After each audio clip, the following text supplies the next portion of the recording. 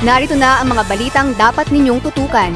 Mula sa mga tagumpay at mabubuting balita hanggang sa mga kwentong nagbibigay inspirasyon. Ito ang inyong Good News Update. Unang balita.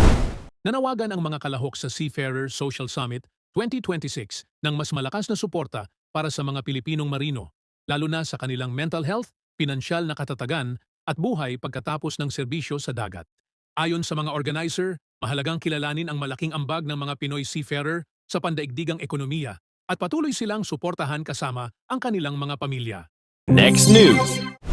6 na katao ang inaresto sa Japan matapos umanong magpuslit ng mahigit 1 bilyong yen na halaga ng ginto na itinago sa loob ng mga imported na love dolls upang makaiwas sa pagbabayad ng buwis. Pinaniniwala ang ilang beses ng ginamit ng grupo ang parehong modus, habang nananatiling kumpiskado ang ginto bilang ebidensya sa nagpapatuloy na investigasyon.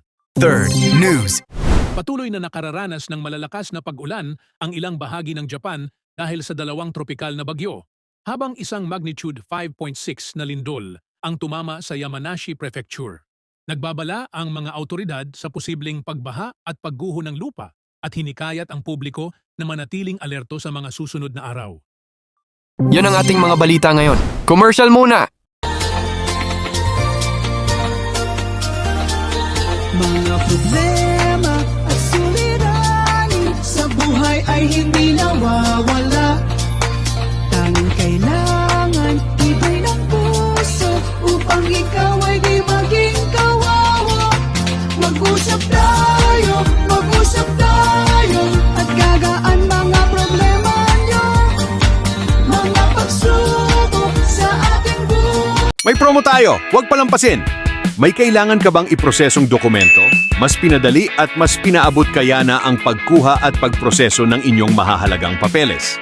Available ang aming apostille services, marriage certificate, Senomar, birth certificate at translation services. Para sa inyong iba't ibang pangangailangan, para sa trabaho, pag-aaral, pagbiyahe o pagpunta sa abroad.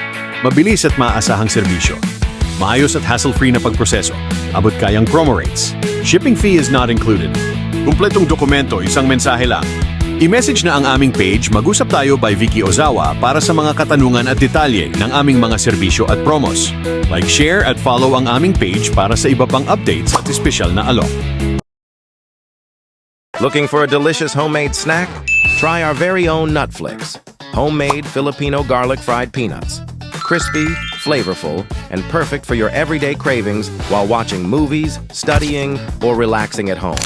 Made with quality ingredients and available for only 1,000 yen. Follow our page, Mag-usap Tayo by Vicky Ozawa. Don't forget to follow, like, and share our page. Message us now to order your homemade Nutflix. Shipping fee is not included. Welcome sa Chika Showbiz! Hatid namin ang maiinit at pinakabagong balita sa mundo ng showbiz, mula Hollywood hanggang sa mga paborito ninyong artista sa Pilipinas. Tara, sabay-sabay nating alamin ang latest chika! Nagbigay ng pahiwatig sina Julie Ann San Jose at Raver Cruz na posible silang magpakasal sa 2027 matapos parehong sumang-ayon sa tanong tungkol sa kasal. Ayon kay Raver, sigurado siyang si Julie ang babaeng nais niyang makasama habang buhay. Pinuri nina Katya Santos at James Blanco ang kanilang mga batang co-stars na sina Caprice Cayetano at Heath Jornales dahil sa kanilang husay at profesionalismo sa trabaho. Ayon sa kanila, malaki ang potensyal ng mga batang artista at naging maganda ang kanilang karanasan sa buong cast. Opisyal nang ipinalabas ang romantic series na Love, Siargao na pinagbibidahan nina Alden Richards at Nadine Lustre sa Viu Philippines. Sinusundan ng serye ang kwento ng pag-ibig sa gitna ng sikat na Siargao Curse kasama ang iba pang kilalang artista. At iyan ang kabuuan ng ating balita. Maraming salamat sa inyong pagtutok. Huwag kalimutang i-follow ang aming page, Mag-usap Tayo by Vicky Ozawa, para sa mas marami pang updates mula Japan, Pilipinas, at buong mundo. Ingat at hanggang sa muli! Before we end, we invite everyone to like, share, and subscribe to our page. You can watch us not only on Facebook, but also on our YouTube channel for more updates and exclusive content. We also have original 100 Pinoy diaries and 95 Tagalog quotes at Spotify and Apple Podcast, all in Tagalog written by Vicky Ozawa, voice over by talented Filipina, Miss Joy and Jasmine, now available.